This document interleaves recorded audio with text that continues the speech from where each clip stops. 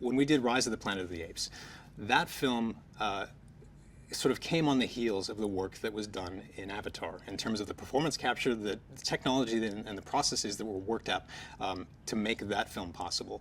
Except that we then took that idea and took it outside. You know, we took it out on location in the sunshine because that had not been done before.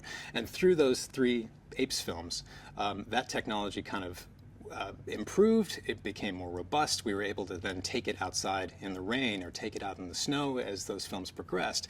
And this has actually kind of a similar trajectory in the sense that we just had Avatar, sequels that came through production that then sort of vaulted that performance capture forward in different ways.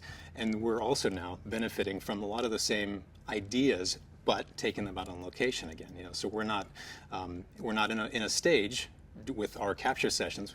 Primarily, we're out in the world, out in the wilds of Australia, and dealing with all the sort of elements that nature's throwing at us. There are a number of nail biters in this movie, but I think probably among the top of them is the water work that we're going to be into, right? So we've got one sequence that takes place in and around a river. We've got another sequence that involves a large flood, and in both cases, that's asking us to have to now not just simulate complex water simulations, but also introduce apes into the mix. And now we're talking about wet apes, which, we've seen a shot or two in the previous films, but that's really challenging work. We've got a very demanding scenes because, both of these cases are taking place in broad daylight. There's no hiding things at nighttime or anything kind of like that.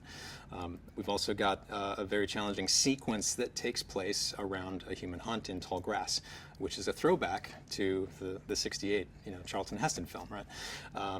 And that scene is going to be quite complex in the sense that we've got a lot of our feral humans running around, splashing through the river, but they're being chased by marauding apes who aren't there on horses with CG zebras. It's just like a really kind of chaotic sequence. All through prep on this project, Wes has a very, I think, fantastic visual imagination. And so a pitch through a sequence meeting for the team, you get through that process with Wes very animatedly kind of, talking through the storyboards, and then he does this, with lots of sound effects. You get through that process and you've seen the film, you've seen the sequence in your mind. You're like, I want to watch that movie. So it really, I think he's really great at getting everybody jazzed about the project, getting everybody jazzed about what we're about to set out and accomplish together.